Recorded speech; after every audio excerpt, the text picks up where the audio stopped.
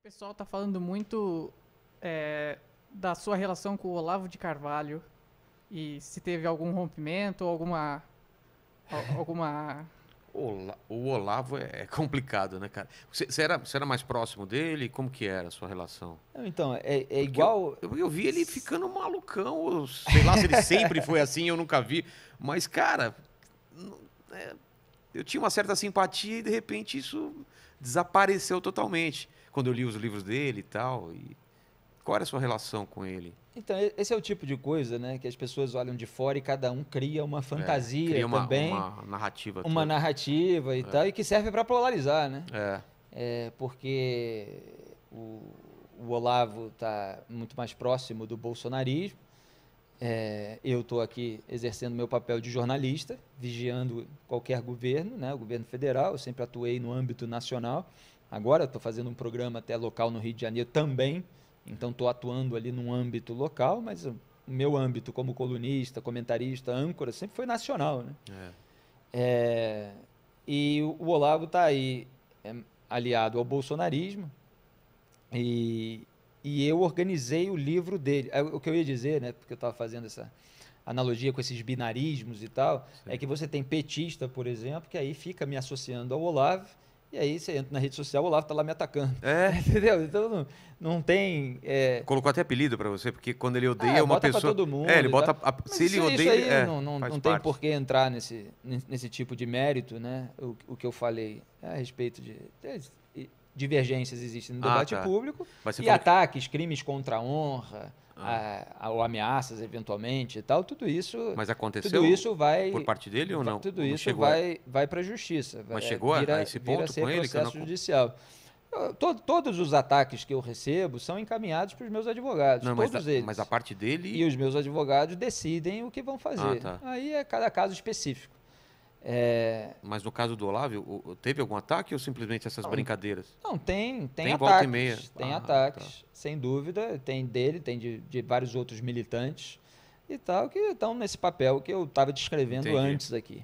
Mas você falou que organizou o livro dele, né? Não, organizei o livro, não tem problema nenhum de falar dessas É. coisas, porque eu continuo sendo eu, né? As coisas que eu defendi, eu continuo defendendo, as coisas que eu criticava, eu continuo criticando. É que as pessoas ficam, a partir das coisas que você defende, né? Que são ideias, causas, determinadas, elas ficam te associando a pessoas, É. né? E as coisas não são assim. Então, o Olavo, ele escreveu durante décadas artigos na imprensa, e esses artigos ficaram muito bagunçados num site, empilhados lá sem uma ordem. E naquele momento em que se desenvolveram as redes sociais e tal, estavam surgindo ali colunistas na internet, de portais, os veículos passaram a ter o portal na internet e tal. E muitos estavam repetindo várias coisas que o Olavo falava.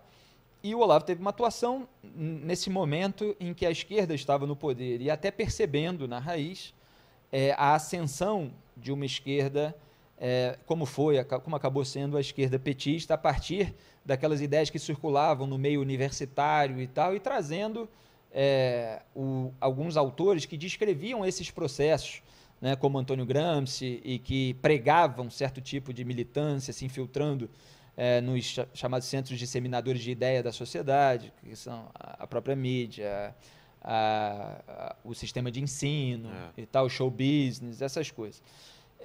Então, havia ali uma necessidade, até por uma questão de história político-cultural do debate público brasileiro, de se organizar a obra do Olavo. Eu até brinco que eu não organizei a do Diogo Mainardi, por exemplo, que eu lia muito, e até antes de ler mais profundamente a obra do Olavo, tive algum contato assim mais superficial, mas eu voltei um pouco depois, né? E o Diogo, eu li bastante os artigos dele, e eu só não organizei porque ele já tinha organizado, né? Ele tinha lançado uma coletânea, que é ótima, a Tapas e Pontapés, depois lançou outra, né? Lula é minha anta, e o Olavo não tinha lançado uma coletânea de uma maneira que eu achava que deveria ser lançado. Então eu organizei essa obra, que não é inteiramente política propriamente dita, em termos de partidarismo e tal, porque eu pego os artigos dele sobre a construção da personalidade, sobre cultura, sobre pobreza,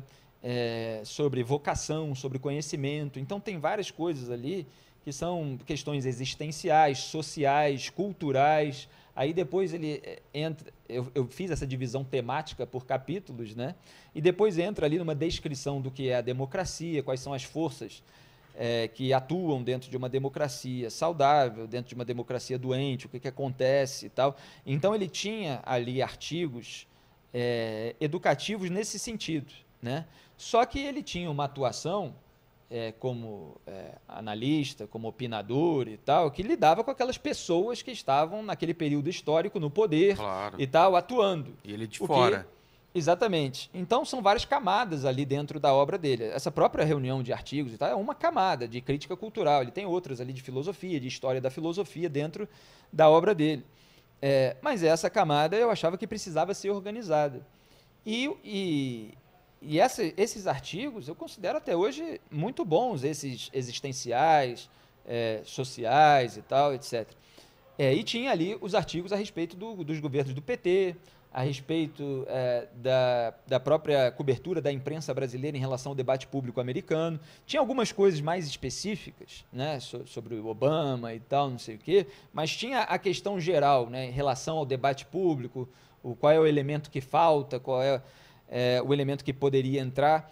Então, assim, tudo isso era muito importante que fosse organizado, e eu acho que o livro é importante que ele exista, e ainda é um objeto ali para consultas, etc., para as pessoas que queiram entender o que vem acontecendo com o Brasil.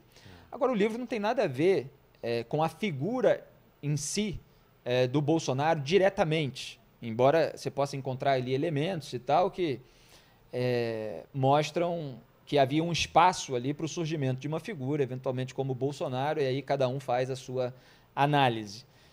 Então, assim, essa associação de Olavo com Bolsonaro, ela veio depois do livro, né? Pela proximidade entre eles, a partir... E aí até tem um artigo, Breve História do Bolsolavismo, quem quiser procurar, está publicado no Antagonista. Eu mostro ali a live em que o Olavo começou a conversar com Jair Bolsonaro a respeito da formação de uma militância dirigida, como essa que atua nas redes sociais, porque o eleitor é disperso, aparece lá para votar em 4 anos, mas o grupo político, na percepção do Olavo, precisava de uma militância dirigida. Então eu mostrei também depois as origens. Então, assim, o livro, você organizar o livro de um autor por considerar aquilo importante no debate público e até elogiar o autor por determinadas questões específicas, não tem nada a ver com você concordar com tudo que o autor diz, com tudo que o autor fez na vida antes, durante ou principalmente depois do livro, né? Então, as minhas divergências em relação às opiniões do Olavo, elas apareceram desde sempre, principalmente ali depois do livro. Ele apoiou candidata que em 2014 não tinha chance nenhuma. Ele era meio mais a favor da cassação do mandato do que da Dilma, do que do impeachment. Só que a cassação do mandato nem sequer houve, né? Porque o Gilmar Mendes depois, como presidente do TSE, acabou, como a gente passou a dizer, absolvendo a chapa Dilma Temer por excesso de provas. Né? É o contrário. Então, se você esperasse, ela não teria perdido o mandato, né? Provavelmente. E aí havia uma indecisão naquela época, mas muitos ali, até sob crítica, alguns, né, próprio Kim Kataguiri e do Olavo, eles foram adiantes ali naquela iniciativa pelo impeachment da Dilma Rousseff e ela foi empichada. Então, apareceram naturalmente várias divergências, porque eu já era colunista. Claro. O livro foi publicado em agosto de 2013 e eu publico artigos na internet desde 2003. Então, eu tenho a minha coluna, tenho minhas opiniões e tal. Só que no Brasil tem grupos assim que acham que você deve submissão completa a uma pessoa que, em algum momento, teve uma relação... não é nem relação, porque depois eu vou falar da parte pessoal, mas que em algum momento teve um trabalho conjunto ali, que uma coisa ajudou a outra, se uniu com a outra ali para um determinado trabalho específico, né? Então, dito isso, a gente passa para a parte pessoal, para acabar com certas fantasias, por exemplo. Né? Então as pessoas falam assim, não, o Felipe foi aluno do Olavo, então não sei o quê. E aí elas imaginam o Olavo num quadro negro, eu numa sala de aula durante anos e tal. Muitas conversas entre nós pelo telefone e convivendo diariamente, articulando, de repente, uma chapa bolsonarista. Nunca aconteceu, né? Nada disso. Eu devo ter falado uma ou duas vezes, sei lá, no telefone, por uma questão de livro e tal. Teve uma vez que ele me ligou por uma ideia que ele teve pouco depois do livro, de um outro livro e tal, mas na época eu estava muito ocupado, isso acabou não indo em diante. Mas foi mais por e-mail e mais até com a esposa dele, porque ela faz assim um trabalho como se fosse de agente, de empresário ali, de assessor. Então eram mais questões burocráticas. E eu nunca estive pessoalmente com o Olavo na vida, né? Ele mora nos Estados Unidos, eu nunca fui lá visitá-lo.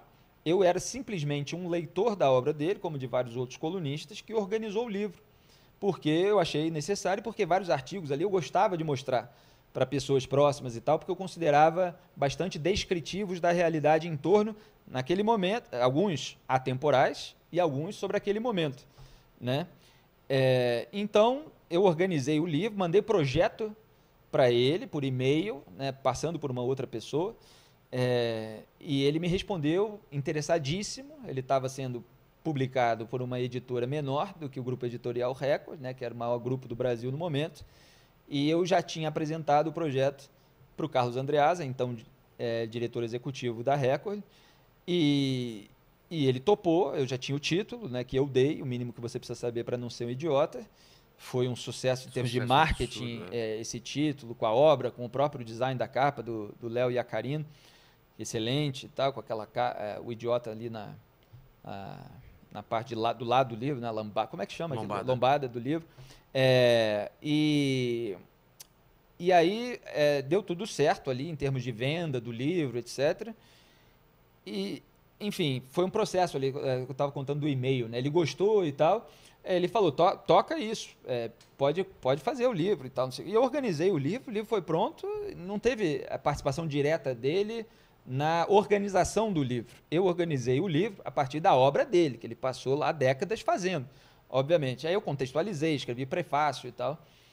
Então foi isso, e foi um best-seller.